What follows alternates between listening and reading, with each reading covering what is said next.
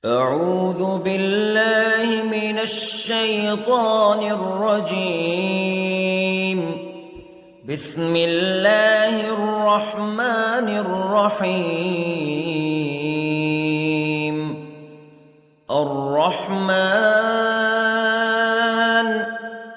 علم القرآن خلق الإنسان علمه البيان.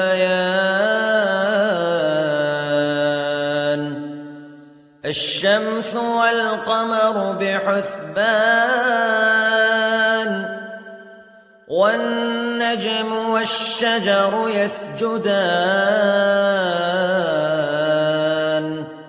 والسماء رفعها ووضع الميزان ألا تطغوا في الميزان وأقيموا الوزن بالقسط ولا تخسروا الميزان. والأرض وضعها للأنام فيها فاكهة والنخل ذات الأكمام والحب ذو العصف والريحان فبأي آلاء ربكما تكذبان. خلق الإنسان من صلصال كالفخار وخلق الجان من مارج من نار فبأي آلاء ربكما تكذبان. رب المشرقين ورب المغربين فبأي آلاء ربكما تكذبان. مرج البحرين يلتقيان بينهما برزخ لا يبغيان فبأي آلاء ربكما تكذبان. يخرج منهما اللؤلؤ والمرجان فبأي آلاء ربكما تكذبان. وله الجوار المنشآت في البحر كالأعلام فبأي آلاء ربكما تكذبان. كل من عليها فان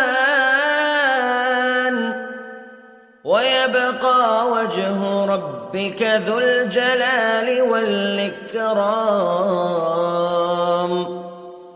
فبأي آلاء ربكما تكذبان. يسأله من في السماوات والأرض كل يوم هو في شأن فبأي آلاء ربكما تكذبان. سنفرغ لكم أيها الثقلان فبأي آلاء ربكما تكذبان.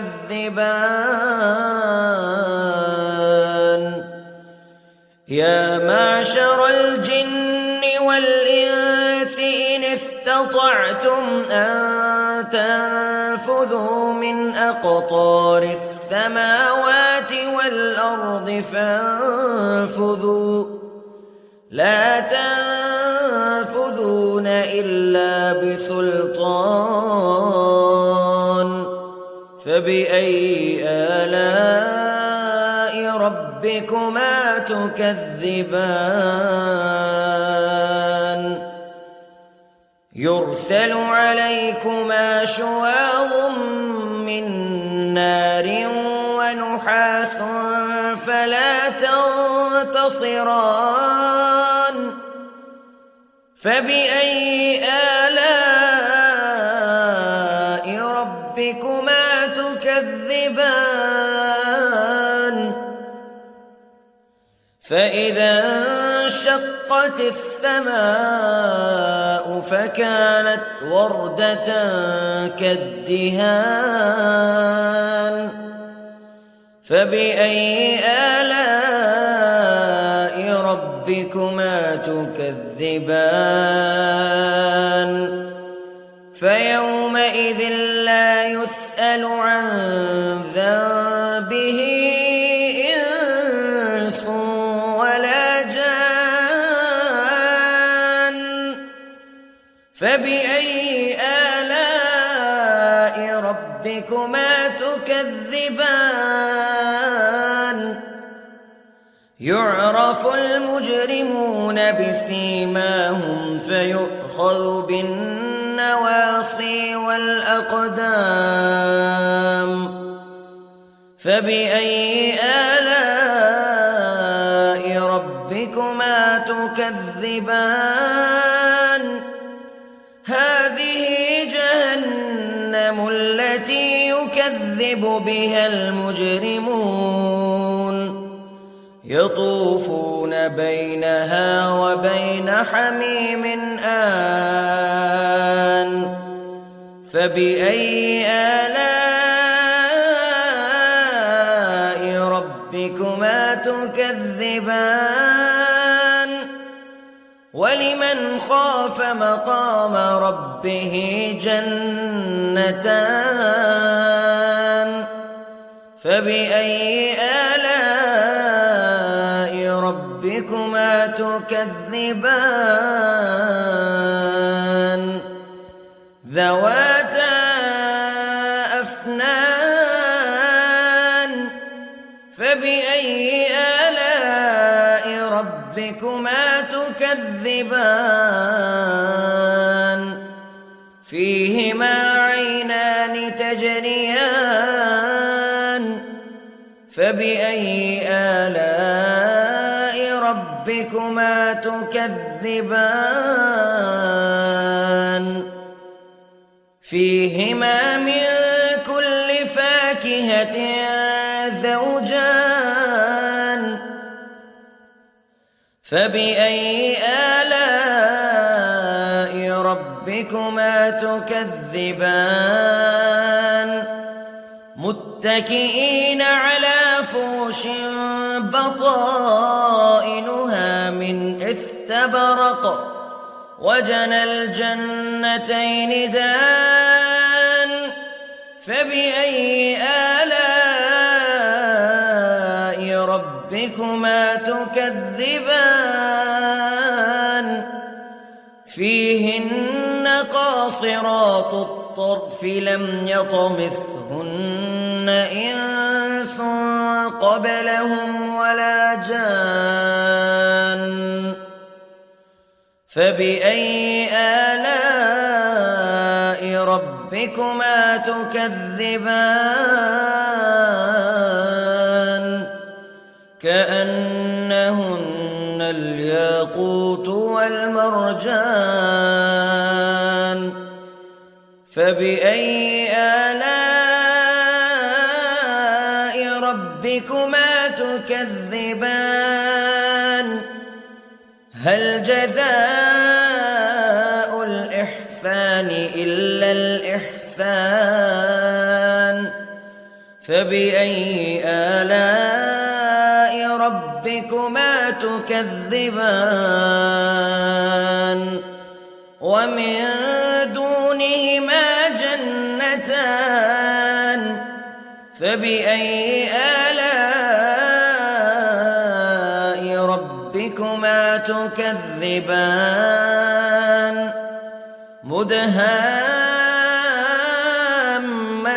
مدهامتان فبأي آلاء ربكما تكذبان فيهما عينان نضاختان فبأي آلاء ربكما تكذبان فيهما فاكهة ونخل ورمان فبأي آلاء ربكما تكذبان فيهن خيرات حسان فبأي آلاء ربكما تكذبان حور مقصورات في الخيام فبأي آلاء ربكما تكذبان لم يطمثهن إنس قبلهم ولا جان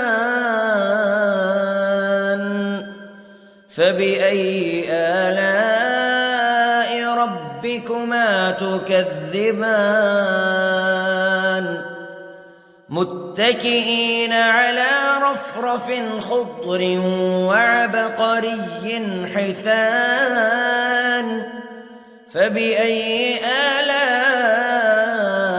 ربكما تكذبان تبارك اسم ربك ذي الجلال والإكرام